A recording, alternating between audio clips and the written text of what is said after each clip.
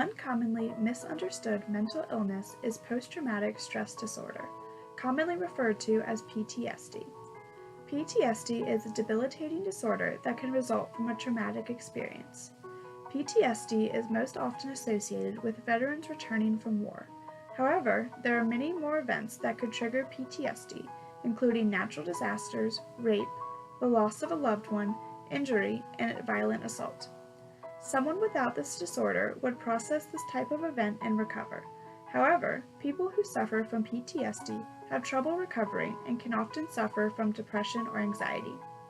The effects of these triggering events could last months to years depending on the individual. PTSD can affect a wide range of individuals. People of all ages have been diagnosed with this disorder. In the United States, 7.7 million Americans over the age of 18 currently suffer from PTSD.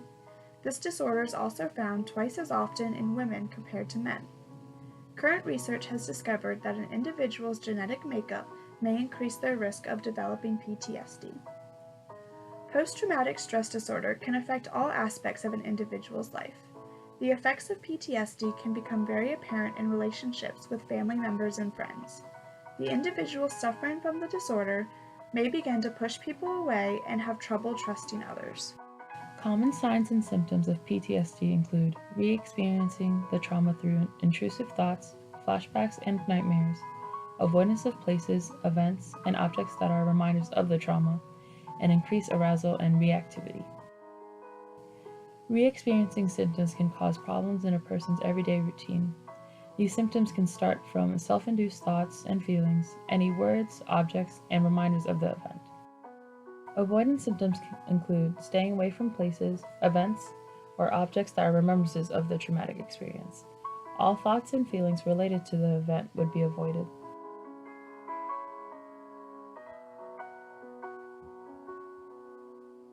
Arousal and reactivity symptoms include being easily startled, feeling tense or on edge, having difficulty sleeping, and having angry outbursts.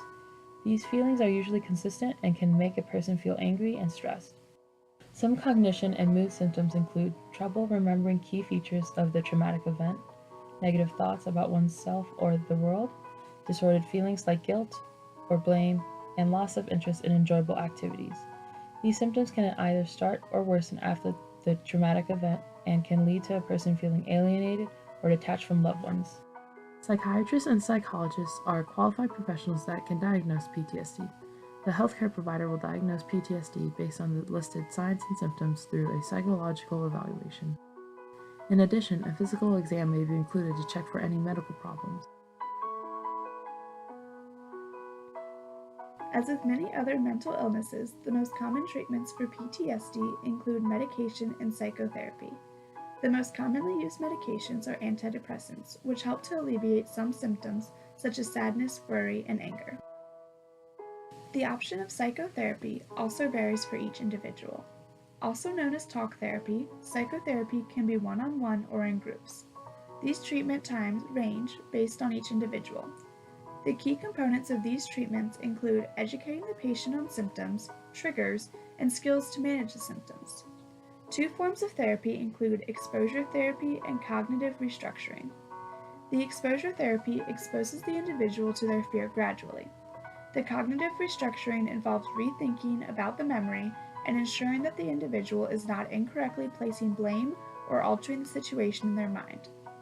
The therapist will sit down with the individual and go over each part of the memory with them.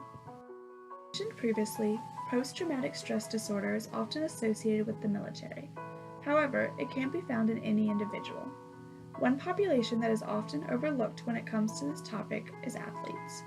When an athlete experiences an injury, it can become a very traumatic experience. If the athlete is able to return to play, they may have reservations about returning to their sport in fear of another injury. This could result in them creating excuses to prolong their return to play or creating new injuries in their head. It could also ultimately affect how they play when they are able to compete again. If an athlete suffers a career-ending injury, they may also experience PTSD. Being an athlete may be the only identity that they know. Being taken out of the world of sports may have a significant impact on them and leave them feeling lost and directionless. During this time after an injury, whether it is career-ending or not, the athlete will need guidance on how to proceed. One resource for them may be their athletic trainer. Although a certified athletic trainer is not trained to participate in talk therapies and prescribe medication, they can help identify the disorder in their athletes. ATCs commonly have very close relationship with their athletes, so they may be the first to notice a problem occurring.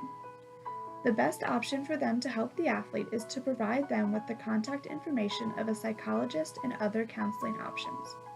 Additionally, they can continue to provide emotional support and methods of coping with PTSD. It is important for the ATC to remember how big of a role sports play in the athlete's life. After an injury, the athletic trainer should be on the lookout for signs of the development of PTSD. The best way for an athletic trainer to feel comfortable with handling the situation is to educate themselves on what to expect with the disorder. If they have a better understanding of PTSD, then they have a better chance of helping the individual suffering from it.